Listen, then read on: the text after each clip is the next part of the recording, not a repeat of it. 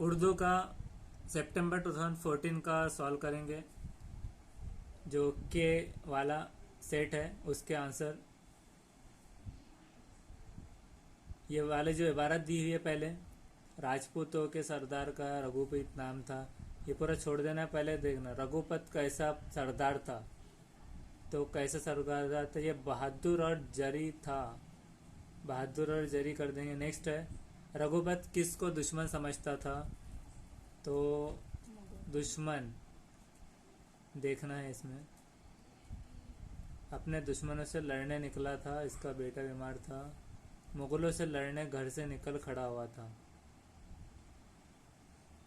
तो खबर मंगवा लिए तो रघुपत। तो यहाँ पर अब चूंकि मुगलों का नाम आया है तो वो हिसाब से मुगलों को समझता होगा दुश्मन, इसलिए तो उनसे लड़ने निकला था। तो यहाँ पर है क्या ऑप्शन मुगलों है वैसे। लेकिन यहाँ पर मुगलों यहाँ पर है हाँ। मुगलों को फोर्थ, तो हम फोर्थ कर देंगे क्योंकि कहीं पर भी दूसरा नहीं आ रहा है। और यहाँ पर उन्होंने अर्तगल देखने वालों के लिए मंगोलों वगैरह भी डाल दिए। नेक्स्ट है किसके बीमार होने की खबर सुनकर रघुपत घर पहुंचा, तो यहाँ पर सामने ही है, एक बीवी थी, एक लौता बेटा था, बेटी तो बेटा बीमार था, उसने ना बच्चे का ख्याल किया ना बीवी का, तो घर कैसे पहुंचा फिर,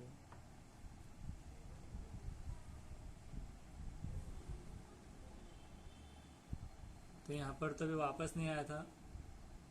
अब अकबर का ख्याल था कि रघुपत बाल बच्चे से मिलने घर पर आएगा, तेरा बेटा घड़ी दो घड़ी का मेहमान है, चलकर देख ले। तो वो जब घबराया था और उसने सोचा कि जरा देर की तो लड़की की सूरत भी नहीं देख सकूंगा, तो मिलना चाहिए सोचकर वो दरवाजे पर पहुंचा था। तो बेटे की करेंगे, बेटे की खबर सुनकर,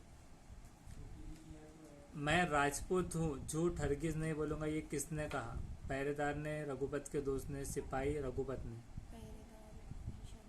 मैं राजपूत हूँ झूठ कभी नहीं बोलूंगा, एक पहरेदार ने कहा, बादशाह को हुक्म है, रघुपत ने कहा देखने आया हूँ, मैं राजपूत हूँ झूठ हरगिज नहीं बोलूंगा, रघुपत ने ही कहा लड़का मर रहा है देखने आया हूँ, अंदर जाने दो। तो ये रघुपत ने कहा। रघुपत जब घर से निकला तो इसके साथ क्या हुआ, मार दिए, जख्मी कर दिए, सिपाही ने भगा दिए, गिरफ्तार कर लिए। तो सिपाही ने देखा, वो बोला, और वो बेचैन था, सिपाही खड़ा है कि कैदी को वापस आता हूँ। ये दरवाजे पे आए, सिपाही कहने लगा लो मैं आ गया, जा जाना है। सिपाही ने बोला पकड़ने जी नहीं चाहता तुम भाग जाओ, तो मैं भी मदद करूँगा बोल के वो भी भाग गया। तो यहाँ पर सिपाही ने उसे भगा दिया, ये है। नेक्स्ट है खौल देना क्या है, मुहावरा है, पहली, ज़रबुल मिसाल या कहावत। खौल देना क्या है, खूल देना भी हो सकता है, खूल देना मुहावरा। तो इसे हम मुहावरा करेंगे और आंसर की में देखेंगे 126 का मुहावरा सही है। अब नेक्स्ट है नीचे, पढ़ने की झैल जांच में किस तरह नंबर देंगे, क्या शेर एक नापीद जानवर है, जवाब नहीं, मगर अब ये बहुत कम पाया जाता है, शेर अब तकरीबन नापीद होने वाला है। तो जवाब बे के लिए हाफ नंबर है, जवाब एक के लिए हाफ। तो कैसे, मतलब आप नंबर कैसे देंगे, मतलब सवाल ये दिया गया और बच्चों ने जवाब दिया। आपने क्या सवाल किया कि शेर एक नापीद जानवर है, तो जवाब दे रहे हो कि नहीं मगर अब ये बहुत कम पाया जाता है। दूसरा बोल रहे हैं जवाब बे, शेर अब तकरीबन नापीद होने वाला है। तो जवाब बे के लिए हाफ, एक के लिए एक नंबर, एक के लिए एक, दो के लिए एक, एक के लिए एक, दो के लिए ज़ीरो, और अलिफ के लिए हाफ और बे के लिए एक नंबर। कितने नंबर देंगे, तो ये सेकंड करेंगे कि जवाब अलिफ के लिए एक नंबर देंगे, बे के लिए भी एक नंबर देंगे, क्योंकि दोनों का इनडायरेक्ट मतलब वही निकल रहा है इसलिए। तो यहाँ पर 127 का 2 राइट है। नेक्स्ट है 128, तुलबा को ये समझाने में मदद देने के लिए कि क्या कोई तहरीर बामायनी है या नहीं, इस्तेमाल किया जाने वाला पढ़ने का तरीका कहलाता है पेश कयासी, प्रिडिक्टिंग, तखलीस कारी, समराइजिंग, स्कैनिंग, स्किमिंग।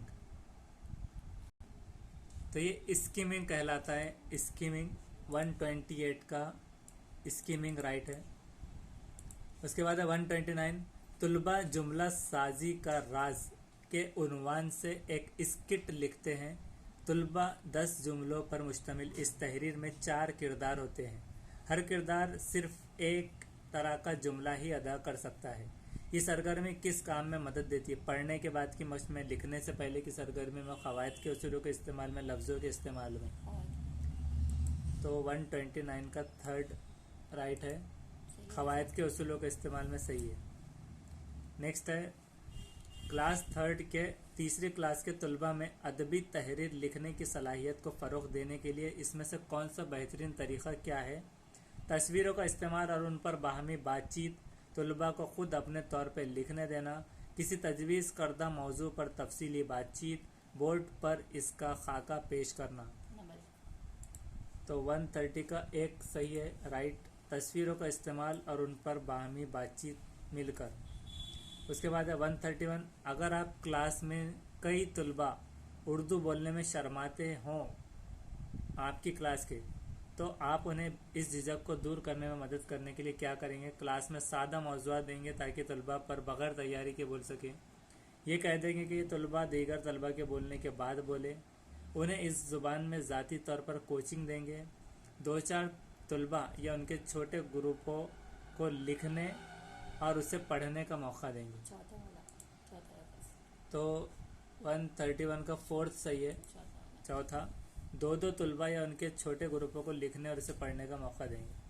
उसके बाद 132, सुनने की सलाहियत की मश्क के लिए उस्ताद ने एक सरगर्मी वज़ा की जिसमें तलबा एक रेलवे ऐलान को सुनते हैं और एक जदवल में ट्रेनों के आने और जाने का वक्त दर्ज करते हैं। यहाँ तलबा किसी ऑडियो रिकॉर्डिंग की बुनियाद पर जदवल मुकम्मिल कर रहे हैं या किसी ऐलान को बुलंद आवाज़ में पढ़ रहे हैं या मालूमात दर्ज करके एक जदवल बना रहे हैं या कोई छोटी फिल्म देख रहे हैं।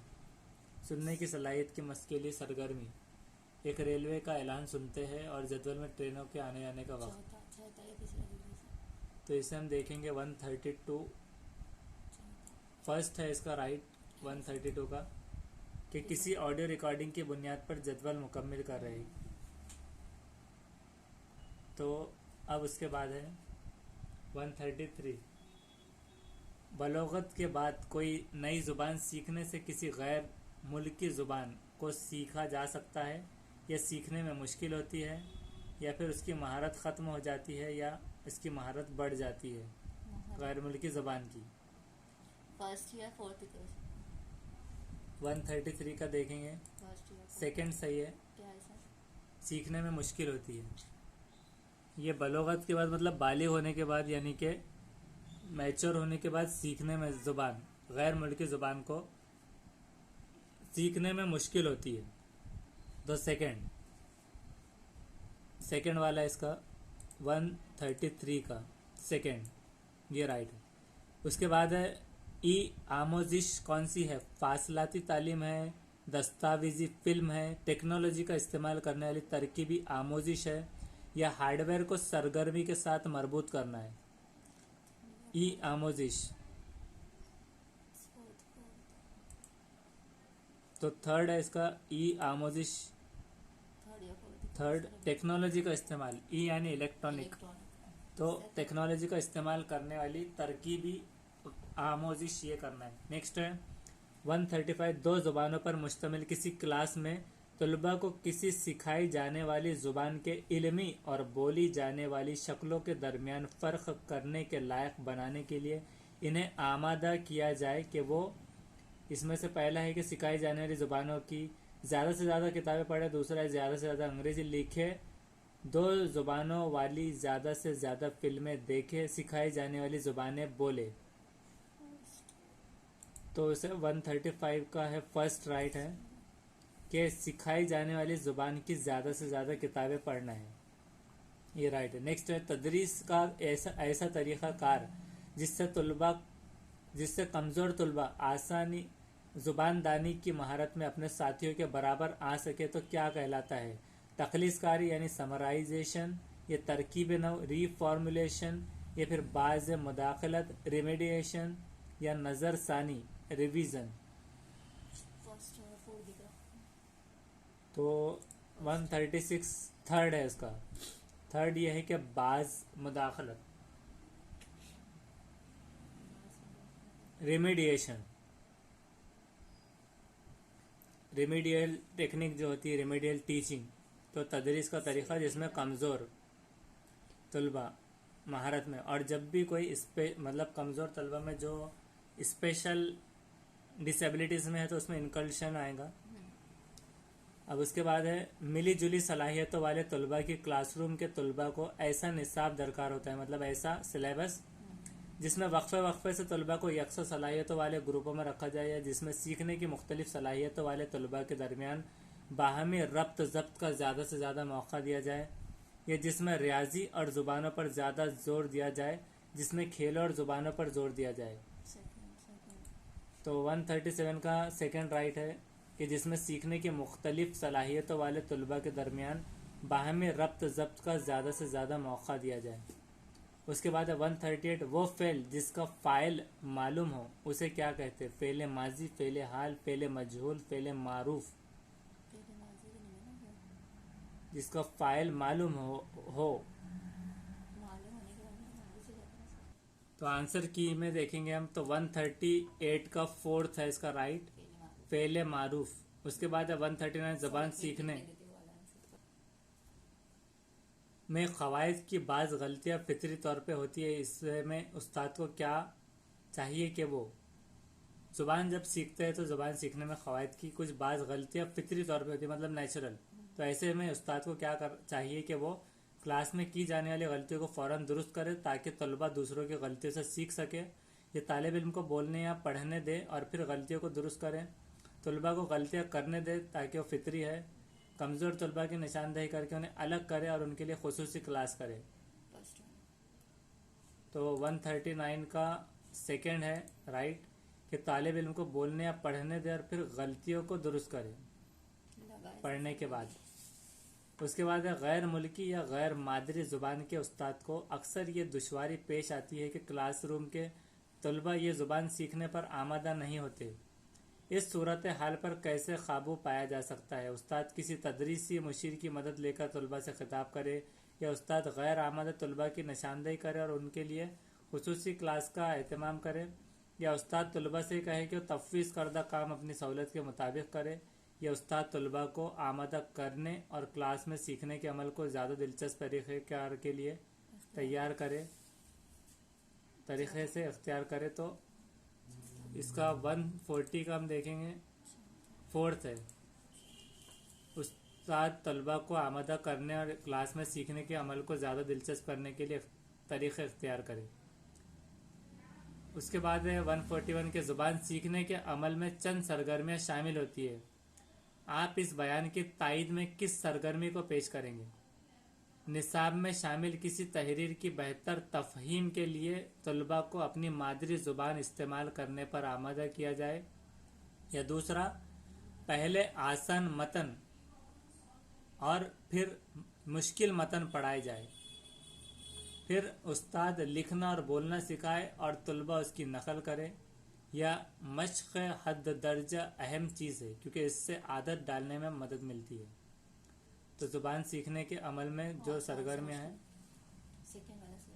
तो उसे हम 141 का देखेंगे, फोर्थ उसका राइट है, मश्क़ हद दर्जा अहम चीज़ है क्योंकि इससे आदत डालने में मदद मिलती है।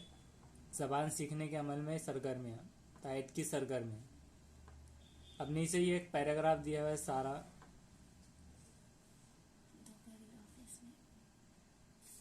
तो ये जितना भी पैराग्राफ है तो ये बहुत इसको पढ़कर टाइम वेस्ट नहीं करना, डायरेक्ट हम देखेंगे कि सेठ सरजुमल की क्या ख्वाहिश थी। तो सरजुमल की क्या ख्वाहिश थी, तो यहाँ पर हम देखेंगे सरजुमल कहाँ पर है। ख्वाहिश थी कि वह पूरन मल को सिर्फ थोड़ी हिंदी हिंदी की तालीम और महाजनी का काम सिखाने, महाजनी का काम सिखा दे। तो ये फोर्थ मिल गया। उसके बाद है पूरन मल को उसके दोस्तों ने कहाँ जाने का मशवरा दिया। तो दोस्तों ने मशवरा दिया कि दुनिया में तरक्की करना चाहते हैं तो उसे अमेरिका। यूरोप और अमेरिका, जो कि यहाँ सेकंड में है, यूरोप और अमेरिका। उसके बाद सेठ सरजुमल कैसे आदमी थे।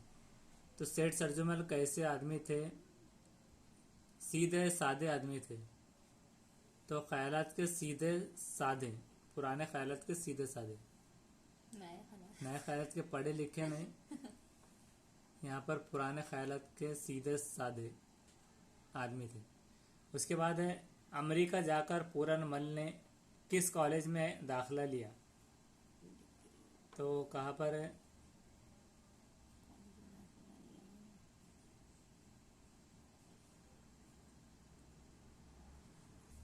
तो यहाँ पर लिखा हुआ है कमर्शियल कॉलेज में। तो यहाँ पर है ये वहाँ पहुँचकर शिकागो कमर्शियल कॉलेज में दाखिला हुआ। तो यहाँ पर कमर्शियल हम करेंगे। क्लब में हरीश ने पूरन मल को कौन से रंग का सूट पहनने के लिए कहा। तो काला सूट पहनकर आना चाहिए। मिस्टर हरीश था, मुकीम था, तो काला कहा, काला सूट।